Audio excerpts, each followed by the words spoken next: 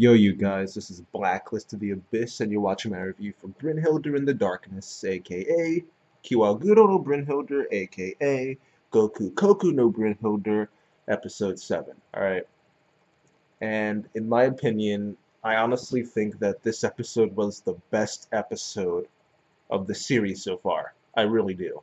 Alright, it so many the feels, the feels. I guess that would be the best way to describe it. There was some happiness, there was some sadness, there was some mystery. Actually, I'll probably make that the title for this video. Um, but yeah, so and not only that, not only did they add in so many type types of emotion evoking moments, but just the sheer amount of things they put in this episode alone, it was surprising.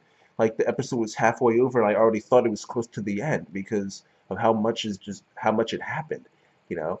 So it was. Oh, I guess I might as well just get started. um, in the beginning, it starts off where it left off.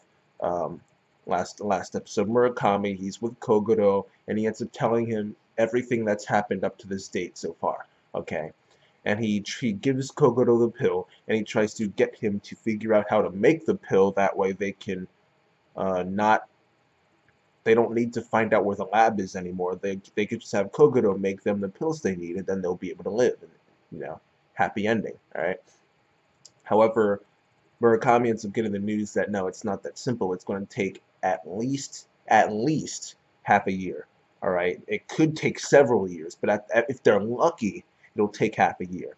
All right, and Neko, Cosme, Kana, Kotori, they only have a month's worth of pills left. If you split it up, like they each get one, then it's like a month left for each of them. All right. So in reality, it's like 4 months worth, but yeah. All right. But clearly, 1 month is not greater than several years or half a year. So that's a big problem. All right. But after Kokoro hears that number of 1 month, he realizes that oh wait, 1 month. You know, if this actually has a crystalline compound, I think it was. If it has a crystalline compound, then we might actually be able to copy it and recreate it in a month's time. All right. So that gives Murakami some hope. It gives the girls hope as well because Murakami's, obviously telling them what's going on. All right. And before he leaves, he gives Kogoro the fertilized alien egg in order to have him, look at it, investigate, see what he can find, And yeah, so after that, we see the scene at the observatory. All the girls are there, and they're talking about how Murakami had told them what had happened, right? And they're talking about how Murakami has kind of given them the hope to live, all right, and that they owe him their lives because they do. Without him, they would have died back when they first went back when Neiko burned the house down, you know, and they ran out of pill. Like they would have died back then, but it's because of Murakami that they can still live. All right, so they legit owe their lives to him. All right, and Cosme actually starts to ask, like, aren't we relying on him a little bit too much? Like maybe we should stop.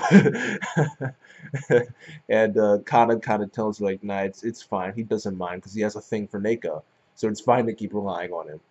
All right, and Neiko tries to say, no, no, it's not me that he likes. It's his childhood friend that he likes. I just look like her. All right, which is true. I mean, it's true. She's right about that. Um, but I'm sure he likes her as a person too. Well, I don't know. I really don't know. We'll probably find out at some point. But for now, it's the one thing we do know is that he liked Kuroneko. So that probably has a big reason. That's a big reason for why he has feelings for Neiko, if he does have feelings for Neiko. Um, but in terms of the girls and their feelings for Murakami and vice versa, this episode actually did a lot to develop his relationship with both Neiko and Cosme. Okay, because when Cosme hears that Murakami has a thing for Neiko, she kind of starts to, you know, get sad. She's actually kind of sad to find out that, oh, you mean he has feelings for her. I guess that means I don't really have a chance. So she's kind of sad about that. All right, and at the school, Murakami actually starts to realize that he actually is special to her because some of the guys go up to him and tell him, like, you're pretty much the only guy she talks to at school. You realize that, right? So he's looking at her and he's kind of surprised now, like, oh wow, I didn't realize she treats me so much differently than she does. Well, he knew that she treated him differently than everyone else because she wouldn't go up to anyone else and whack them in the back of the head like that. But now he really knows. Like, well, he doesn't know, but he can tell. Like, he's kind of special. Like, I don't I don't know how to phrase it because he's not dense, but he doesn't realize what's obvious. Like, it's, well, whatever. You guys know what I mean, right? You know what I mean. He realizes that he's special, but he doesn't realize to what extent. Like, just how special he is. Right? That's what I mean. All right. And after we get that little snippet of Cosme's feelings and Murakami and their development, we get a lot of focus on Neiko and Murakami. All right.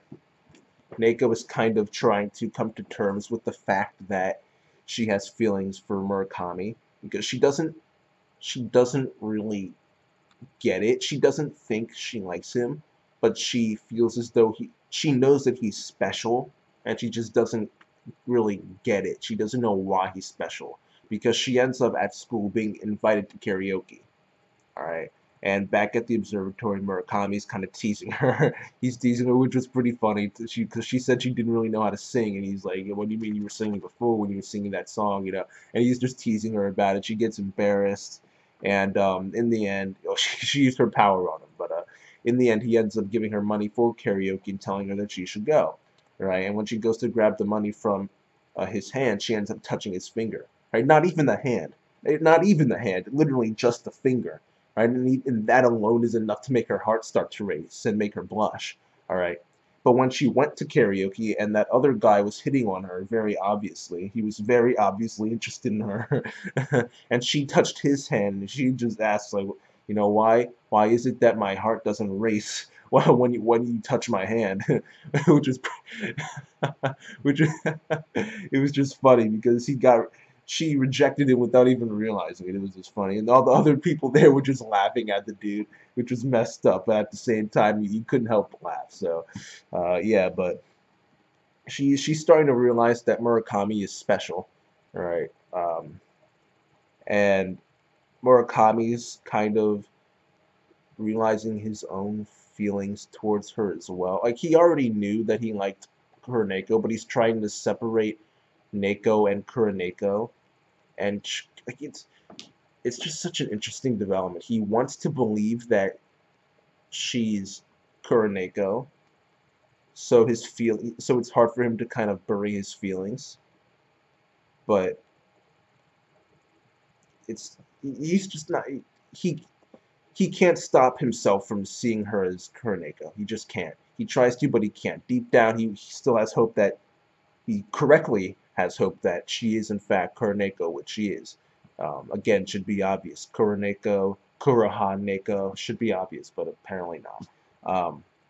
But anyway, I'm kind of getting off topic. I'm kind of rambling now. But what I was trying to get to was that Murakami ends up showing up at the karaoke place after he finishes tutoring the girl whose name I can't remember right now. I could have looked it up. I was too lazy to do it.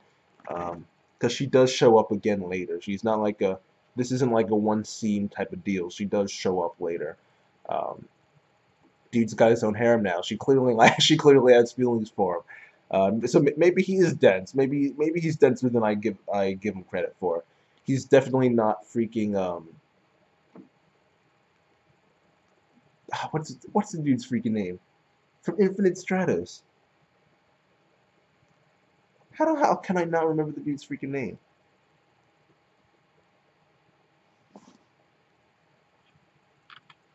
I can't remember his freaking name.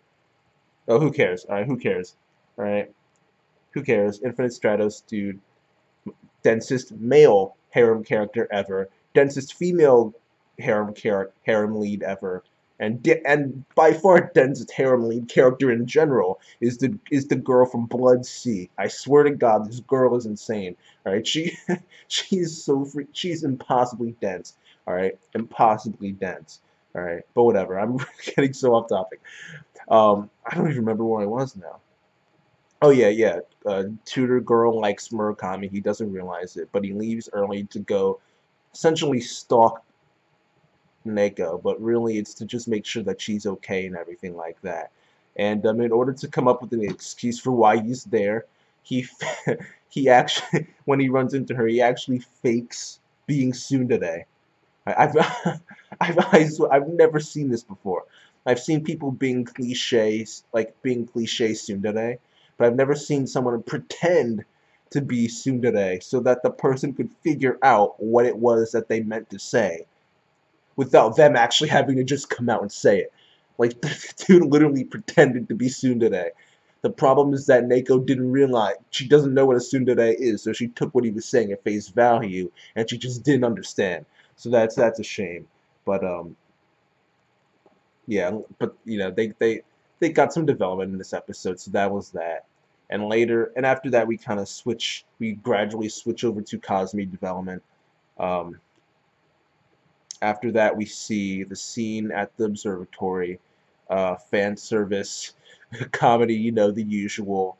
Um, and when Muragami focused too much on Kotori when he saw her in her bathing suit, and Neiko got jealous, so that was funny. Plus, he got hit for insulting Cosme again, so that was really funny. All right, that's always gonna make me laugh, always, always. But they eventually end up getting to talking about aliens. They get into the serious stuff. Oh yeah, yeah. Aki Habra. Kazami's machine that she uses to go online is broken, so she has to go to Aki Habra. Well, no, that's she doesn't have to go to Aki Habra. It's just that Murakami offers to take. No, actually, he didn't offer to take her. He needs to go to Aki Habra to turn on the mobile device thing, and he says while he's there he can go get the part. But Cosme thinks that he's going to take her when he's really not. But then since she gets so excited about it, he's like, "All right, fine, I'll take you." All right. So yeah, that's how that goes. But that after that, that's when they start to talk about the aliens and stuff like that. Right? Kotri ends up telling Murakami about this rumor. All right, this rumor that the lab was built because of alien ruins that were discovered 100 years ago.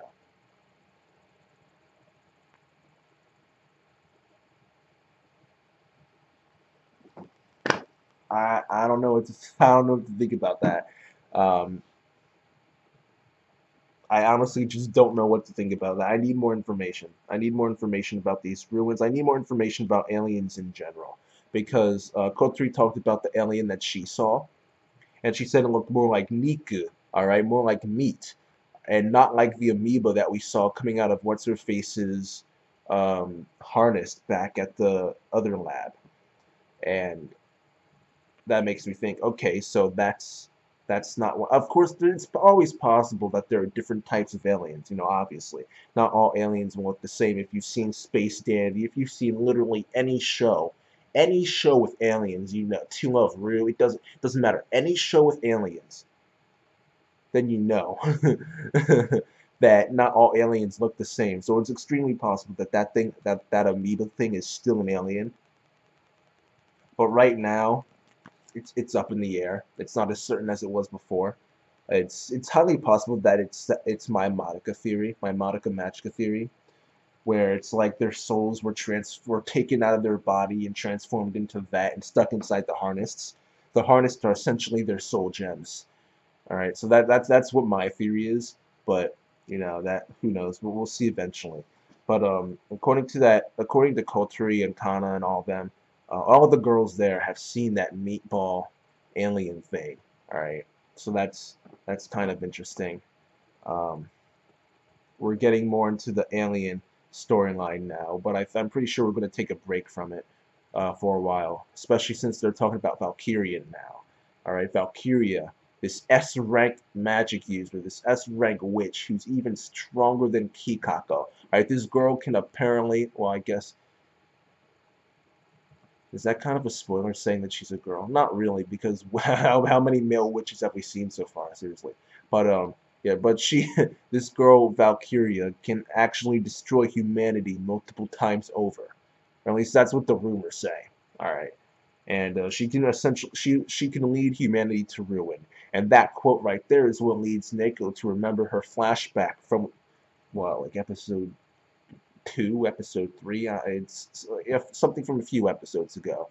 All right, and that girl was telling her how she was the only one who could save the world from ruin. So that makes her think, okay, so am I supposed to fight Valkyria then? And if so, what is it that makes her special? All right, what is it that makes her special? And that's something that we kind of get an answer to. Maybe that's something we might get an answer to. We might have gotten an answer to in this episode. But right before I talk about that, I want to talk about Murakami and his call with Kokoro, right? Because earlier in the episode, Murakami gets a call from Kokoro, and Kokoro tells him, "Yeah, sorry, the pills are not made with a crystalline compound, which means it's impossible to replicate it and recreate it in a month's time." All right, so that goes against the stereotype. Usually, when you give people hope like this, it ends up paying off, and it ends up, you end up succeeding and saving them or something like that. But Lynde Okamoto is not your typical mangaka, because she brought you up and gave you hope, and then she just ripped it away. All right, it's not often you see that. It's not often you see that, but I gotta give her props to that. And it was actually kind of a hard scene to watch when Murakami had to tell the girls about it, because they all, Kana and Kotori and Cosme, they acted like, they saw it coming. They weren't that hurt by it because they knew that something like that was probably going to happen. But when he first told them, you could see like they all like the way they animated it, the way they portrayed their faces, you could tell like, they kind of sunk a little bit. Like you could tell they had hope, especially since they were, talking about hope earlier in the episode. And Cosme was especially hard to watch because um, when she made up this excuse about how hot it was so she could go outside, and when she goes outside, she just starts to cry because she really did have hope that she could live and spend more time trying to achieve her dream, which she has yet to go into detail with, I think. But it was just hard to watch, especially since there was a lot of silence right after he said it too. It was just really hard to watch. Um, but after that, you slowly start to get more positive. Well, no, not really, because, well, yeah, after that it got more positive because I kind of skipped around a little bit. But the next part, after that it did get more positive, but I can't. I need to talk about what happened with Ichijiku first before I move on to the date. So Ichijiku, white-haired dude, Shiro. All right, this dude had another meeting with these council people. Okay, and he reveals that they interrogated Kakaako, which they they just dominated. They wrecked her. They just they just destroyed this girl, and they left her a bloody mess. Um, is she alive? Um, they didn't eject her. I don't think so. I guess she's still alive. They didn't show her being ejected. So I'll say for now she's still alive, but will she be relevant again in the series? Who knows? I don't know.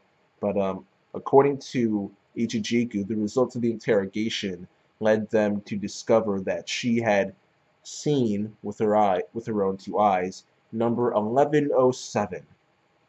Okay, now, I don't remember if they're like code names or their codes have been mentioned before. And if they have, I just don't remember them. So I don't remember who 1107 was, but it's got to be either Neiko or Kotori. All right. and it's probably Neiko because these guys start talking about how they need to recover the Grane, right? The Grane, and they're talking about how it doesn't matter if she lives or dies, which means it has to be something like inside of her or inside of her harness or something that doesn't require her to be alive. All right, and because this Grane, or maybe the Grane is the object itself that they're looking for, not the girl, but the object. But you know, because they're looking for this specific person who is supposed to be special makes me think that it's Neiko rather than Kotari, because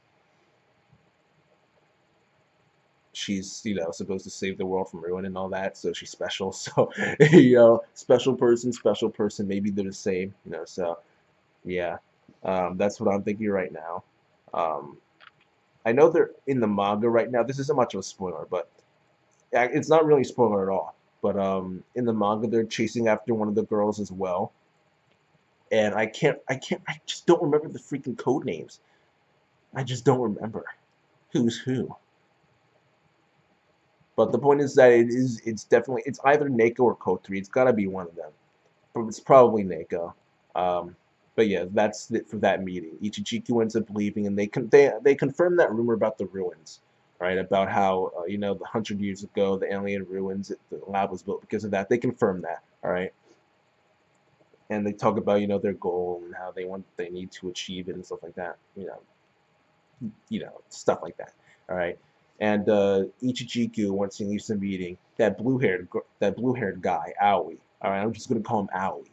All right. Ichijiku tells him that they're going to use Nanami in order to recover the Grane. All right. And I love Nanami. All right. Nanami is awesome. She's probably my favorite of the witches that have gone after them. I I, I honestly think she'll be my favorite. Then again, Valkyria might surpass her, but um, right now, as of right now, she's my favorite. All right, so that should tell you that something. That should tell you something. All right, that this next mini arc is gonna be good. All right, but yeah. After that, it's just the only thing I haven't talked about yet is the stuff with Cosme. Excuse me, the stuff with Cosme and her date with Murakami. All right, her date with Murakami, and it was fun. These scenes were all pretty fun. All right, they were funny. There was a lot of comedy here, and this was more development for those two. Okay, so right now you've got the shipping of Neiko and Murakami, and the pairing, I should say, the pairing of Neiko and Murakami, and the pairing of Cosme and Murakami, because no one else is really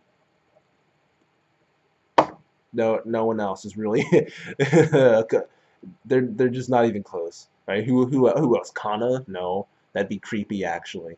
Kotari? No. The girl who was just introduced this episode? No. All right, no. They're the only two like real contenders. All right, so we got to see development for both of those pairings in this episode. And then the funniest part was when Cosme was talking about the guys at the air gay place, talking about like, oh man, they're probably all virgins. They're like, oh what? So that was funny.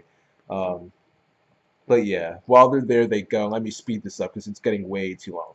Um, they end up getting the part. They go to a maid cafe, have some fun. Cosme ends up feeding him at one point. So all you Kazumi and Murakami shippers can rejoice because they had an indirect kiss. Um, Japan, I'm sure, noticed it. I personally, I didn't even notice until I read the Crunchyroll comments. But I just don't care about stuff like that. But whatever. Um, but yeah, that's that. In the end of the episode, they go to some place and turn on that mobile device. And Murakami says that the reason why he needed to go that far out was because he wasn't sure if the thing would be tracked or not. And if it can be tracked, he wants to be in a place that's far away from their actual base of operations and a place that has a lot of people with similar devices. Okay, so he turns it on, and it has this map leading to this place. And along with that map, it has a quote that says, "Kill the witches now, only then will we reveal the truth." Right, and that's how the episode ends. So mystery, more mystery. All right, and you know, I know how this goes, so I don't really want to say that much about it. because I don't want to spoil. So I'll just kind of like leave it to you guys, like who you think created that message, what do you think the truth is and what it involves. Maybe it's the aliens, who knows. That legit hasn't been revealed yet, so that's why I actually gave a little theory there. But yeah, for like everything else, I'll just leave that up to you guys because I don't want to like risk spoiling anything. But yeah, that's it, you guys. Really long review, but it was it was an episode with a lot of stuff packed into it. So yeah, and I thought it was the best episode so far. I thought it was a great episode. So I'll give it a 9 out of 10, and that's that. Rate, comment, subscribe, and I'll see you guys next time.